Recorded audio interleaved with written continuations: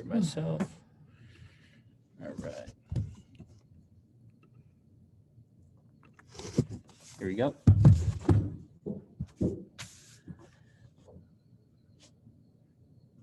There you go. It's on now. All right.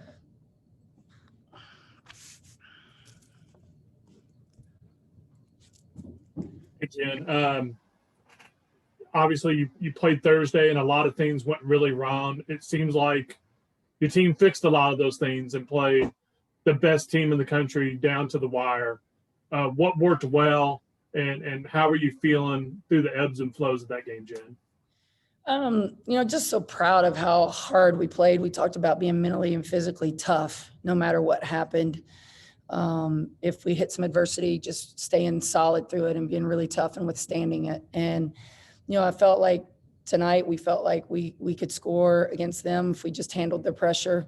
They're a physical team. They really pressure you defensively more than I think probably anybody in our league, and like a man-to-man up pressure. And I thought we did a good job offensively with moving the ball, trying to find open players. I don't think we shot the ball particularly well. And I really think the free throw shooting, which is a strength or had been, has really become an Achilles heel for this team. I mean, you look at that and that makes me sick to see you had number one in the country beat and missed 12 free throws, shot 50%. You just can't do that.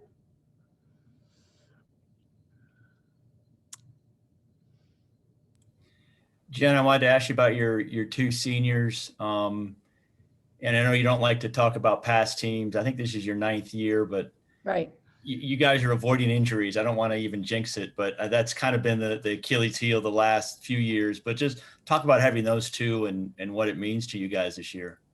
Well, those two have been through the wars, through the battles, and they understand what we're trying to do and what every night's going to look like in the conference. And I think they by no means are perfect, but those two play as hard as anybody, and they work on their games all the time. And I'd go to battle with, everybody on our team I'd go to battle with every night, but to have those two and the experience level of what they've experienced here and how they've fought through it and had to handle adversity and dealing with COVID this year, and it's just such an awkward year, but nothing seems to faze them. So I think this team as a whole just has this, gratefulness that when we get to play, and that was the thing that was disappointing to us on the Georgia Tech game, was I think our expectations are so high that when we don't meet those ourselves, we struggle with how do we handle that. And, tonight I thought we had really high expectations, and we were,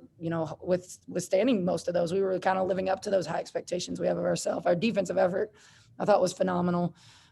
Just being in the right spots at the right times. We didn't foul them a lot. There was a couple key ones late that hurt us, but just overall the effort and then from everyone on the team, whether they got in tonight or didn't get in on the team tonight, the energy was just so good.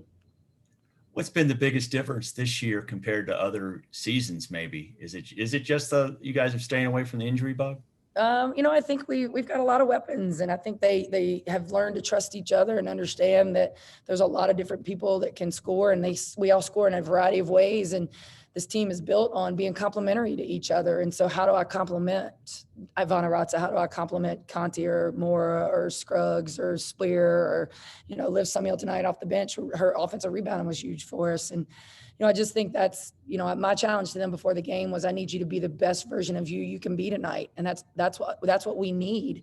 And this team, I think, starts to understand that. And, I think there's a lot of experience and there's a lot of confidence. And, most of the kids that are on this squad right now know what the people have done before and how hard they fought to get the respect that we want. And this group just wants to take it to the next level, based on some of what's been before. So it's not easy. Our conference every year, we get excited about who we have, and then you see who everybody else has, and you're like, okay. Dana Evans ended up with 25 points, but she had to launch 22 shots to get to that. Do you feel like you made her really work for her production tonight? And then what did you think of Gina's defensive effort down that late stage, getting that block shot and breaking out the other way? Yeah, I thought for the most part, other than I thought the 1-3 she did hit there late, and it was way deep. I thought that was a wide open look, but I mean, I don't really blame Gina for that because she was so far out. I don't know that I would have thought she was going to shoot it. She's a phenomenal player. I agree with those that are talking out there about national player of the year caliber kid, because I think she does everything. She's doing the little things now. It's not just about her scoring. It's trying to get other people involved and finding the right teammate for the right shot. But then when she has to, and she has to put them on her back and she has to go get a bucket, she goes and gets it. I mean, the game winner is a prime example of that. And, I just think that, when you've got that kid, and she's the same way. I mean, she the first 2 years in this conference, she sat back and was battling and was the sixth player of the year and then became the player of the year. Like what that kid's put in work ethic wise and what she's learned and what she does for that team. And she's got lots of pieces around her. I thought we did a good job on several of their other pieces. And then I thought that when she had to put them on her back and win it for him, she did it. No, obviously you wanted the victory and you had it right in your grasp. But does your team come out of this with a knowledge at this point, as you go through the rest of the season, that you can play with anybody in the country and you can beat anybody in the country from this point forward? Well, it's something I'll remind them every day because now I got them. I think this team has a belief in themselves. I think our challenge for this group is to not have these ups and downs. And, you've got to bring this kind of level of focus and attention to detail to every game we play and to every practice. And sometimes it's there and sometimes it's not. And, I think this has been a really tough stretch on us. And we've been good and haven't had any COVID issues. And there's been teams that have had them and have had a long break. And they're frankly probably fresher than we are right now because we haven't had any. And we've been in hotel rooms until this week, which the regular student body comes back. So our kids have really been even isolated more and just around ourselves. And I think mentally these kids are probably fatigued. I thought that showed up in Thursday night's game. So I thought we bounced back from that. We addressed it, talked about it. And I think now it's how do we kind of regroup and get ready, because we don't have a bye until the very end of February. We had one originally on Thursday, but then we had a week that was going to be crazy. And so I think it's better that we're going to play Florida State on Thursday. But when we were going to have to be able to chance to give them a couple of days off and let them really kind of refresh themselves, now we don't necessarily get to do that. And this group's got to mentally be able to handle what happened today. And it's going to hurt. It's going to sting. It does. It was not a happy locker room. We're not into moral victories. I don't care if we are little Wake Forest. That doesn't mean anything to us. We wanted that win, and we felt like we fought for it. We felt like we gave ourselves a chance to earn it. And my big thing with them is fight for us all the time. And I thought they did that tonight or this afternoon. Jen, you mentioned the COVID stuff, and I know Virginia and Duke have opted out. Was there any talk with you guys? And because I know it's it's a slippery slope these days. Right. Actually, our kids are exact opposite. Our kids want to play basketball. These kids love being in the gym. They understand the seriousness of what's going on, and we're not looking at anybody else and questioning or judging. But our kids, they want to play, and they want to play as many games as they can, and they want to play as often as they can, and they want to go to practice. That's actually been an outlet for them. It's something that's been fun to do. I don't have to practice on a Zoom call. What are you talking about? Yay, I get to actually do something in person. And so for us, there was never even a thought.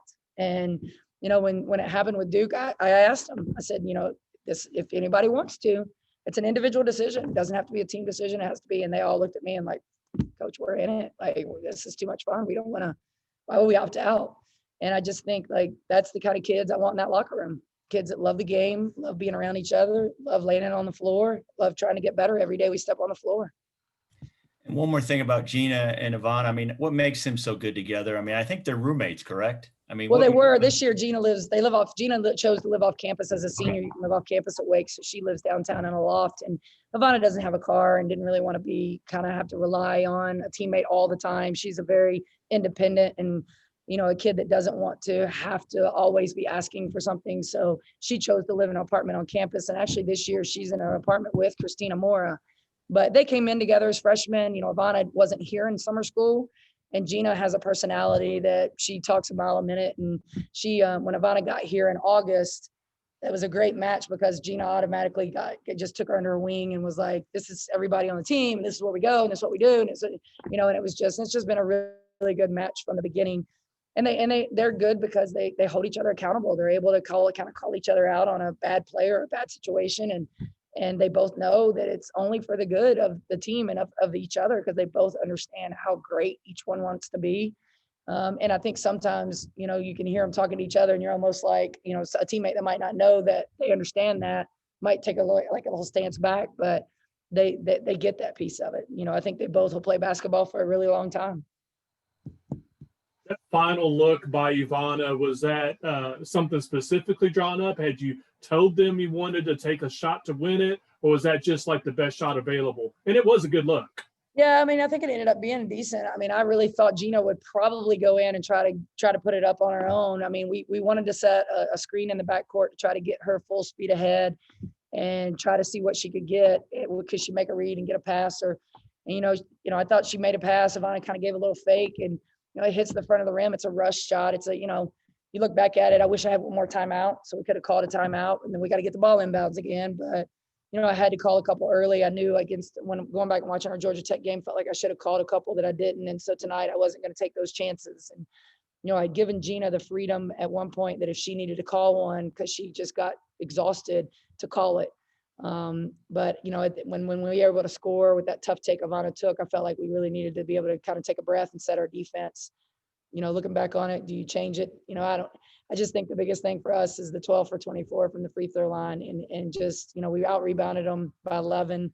You know, 24 offensive rebounds is phenomenal. I just thought we did a phenomenal job there.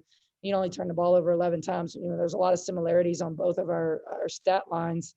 You know, the biggest one being they shot 100% from the free throw line, and we shot 50%. And we got there twice as much, but it doesn't matter when you come away with nothing for that twice as much.